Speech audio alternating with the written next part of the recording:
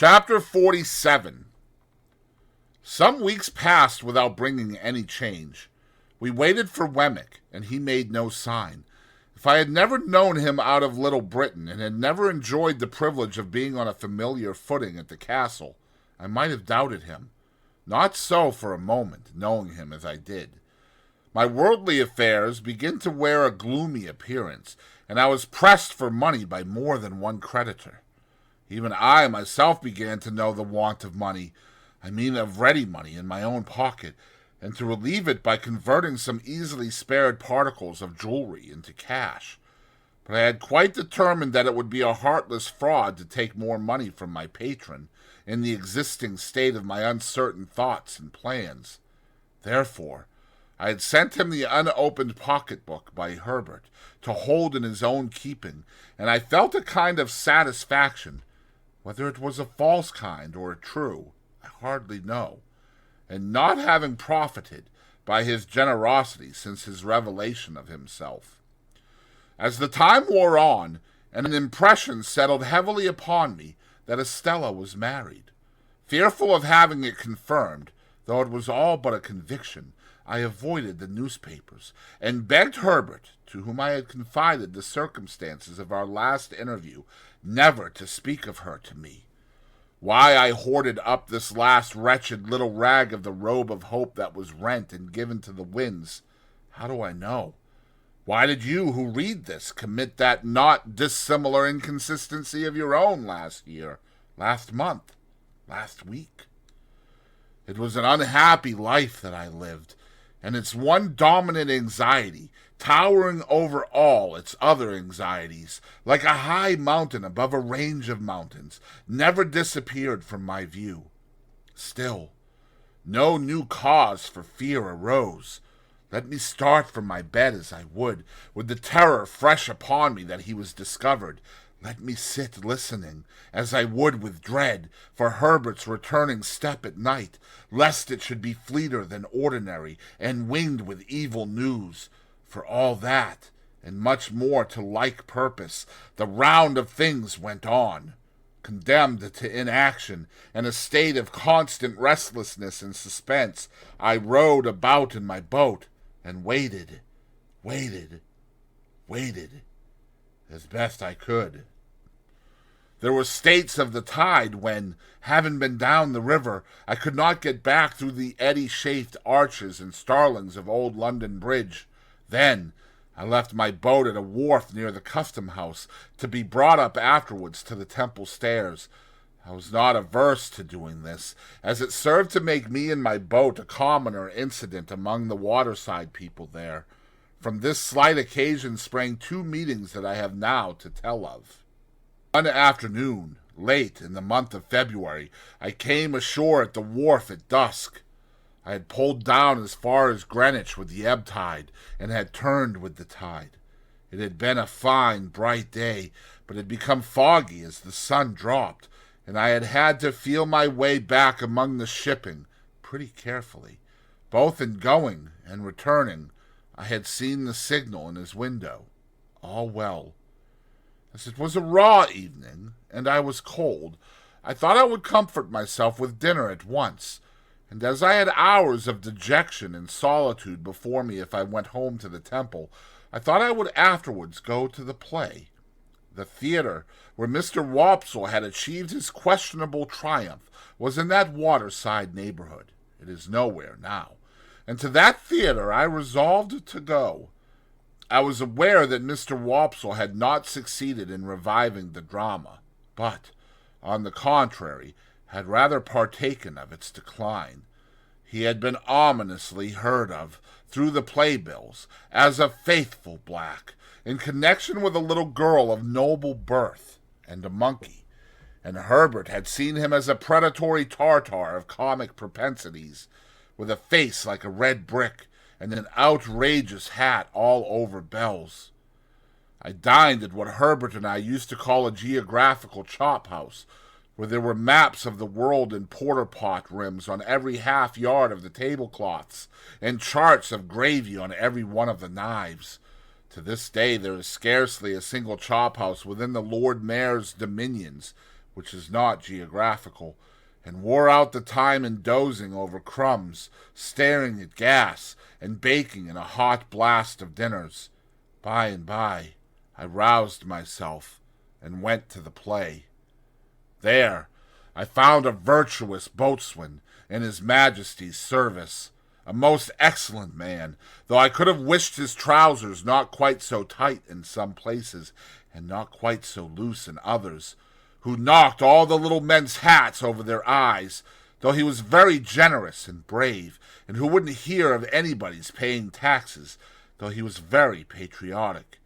He had a bag of money in his pocket, like a pudding in the cloth, and on that property married a young person in bed furniture, with great rejoicings.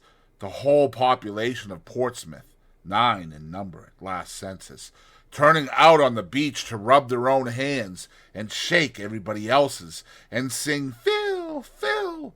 A certain dark-complexioned swab, however, who wouldn't fill, or do anything else that was proposed to him, and whose heart was openly stated by the boatswain to be as black as his figurehead, proposed to 2 other swabs to get all mankind into difficulties, which was so effectually done, the Swab family having considerable political influence, that it took half the evening to set things right, and then it was only brought about through an honest little grocer with a white hat, black gaiters, and red nose, getting into a clock with a gridiron and listening, and coming out, and knocking everybody down from behind with the gridiron whom he couldn't confute with what he had overheard.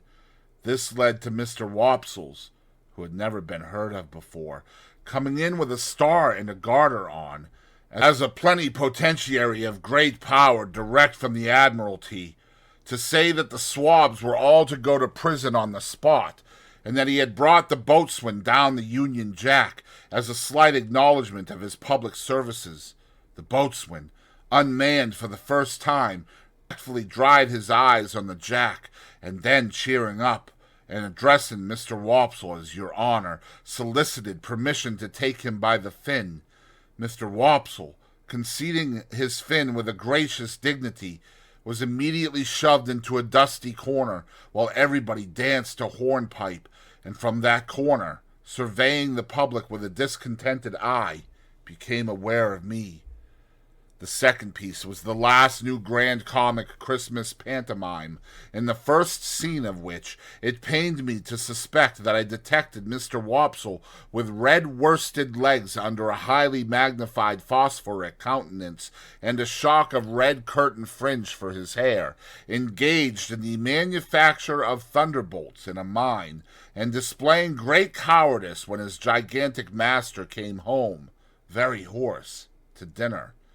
But he presently presented himself under worthier circumstances, for, the genius of youthful love being in want of assistance, on account of the parental brutality of an ignorant farmer who opposed the choice of his daughter's heart by purposely falling upon the object in a flour sack out of the first-floor window, summoned a sententious enchanter, and he, coming up from the antipodes rather unsteadily after an apparently violent journey, proved to be Mr. Wopsle in a high-crowned hat, with a necromantic work in one volume under his arm, the business of this enchanter on earth being principally to be talked at, snug at, butted at, danced at, and flashed at with fires of various colors. He had a good deal of time on his hands, and I observed, with great surprise, that he devoted it to staring in my direction as if he were lost in amazement. There was something so remarkable in the increasing glare of Mr. Wopsle's eye, and he seemed to be turning so many things over in his mind, and to grow so confused, that I could not make it out.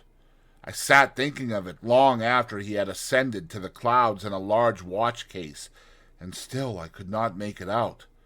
I was still thinking of it when I came out of the theater an hour afterwards, and found him waiting for me near the door. "How do you do?" said I, shaking hands with him as we turned down the street together. "I saw that you saw me." "Saw you, Mr. Pip?" he returned. "Yes, of course I saw you. But who else was there?" Who else? It is the strangest thing, said Mr. Wopsle, drifting into his lost look again, and yet I could swear to him. Becoming alarmed, I entreated Mr. Wopsle to explain his meaning. Whether I should have noticed him at first but for your being there, said Mr. Wopsle, going on in the same lost way, I can't be positive, yet I think I should. Involuntarily I looked around me, as I was accustomed to look round me when I went home, for these mysterious words gave me a chill. Oh, he can't be in sight, said Mr. Wopsle. He went out before I went off. I saw him go. Having the reason that I had for being suspicious, I even suspected this poor actor, mistrusted a design to entrap me into some admission. Therefore I glanced at him as we walked on together, but said nothing.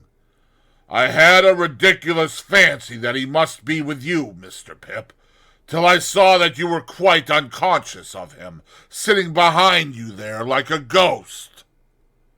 My former chill crept over me again, but I was resolved not to speak yet, for it was quite consistent with his words that he might be set on to induce me to connect these references with Provis. Of course, I was perfectly sure and safe that Provis had not been there. I dare say you wonder at me, Mr. Pip. Indeed, I see you do, but it is so very strange. You'll hardly believe what I am going to tell you. I could hardly believe it myself, if you told me. Indeed? Said I. No, indeed, Mr. Pip. You remember in old times a certain Christmas day, when you were quite a child, and I dined at Gargery's, and some soldiers came to the door to get a pair of handcuffs mended. I remember it very well. And you remember that there was a chase after 2 convicts, and that we joined in it, and that Gargery took you on his back, and that I took the lead, and you kept up with me as well as you could. I remember it all very well, better than he thought, except the last clause. And you remember that we came up with the 2 in a ditch, and that there was a scuffle between them, and that one of them had been severely handled and much mauled about the face by the other. I see it all before me. And that the soldiers lighted torches, and put the 2 in the center, and that we went on to see the last of them, over the black marshes, with the torchlight shining on their faces. I am particular about that, with the torchlight shining on their faces, when there was an outer ring of dark night all about us. Yes, said I remember all that. Then, Mr. Pip, one of those 2 prisoners sat behind you tonight. I saw him over your shoulder. Steady, I thought. I asked him then, which of the 2 do you suppose you saw?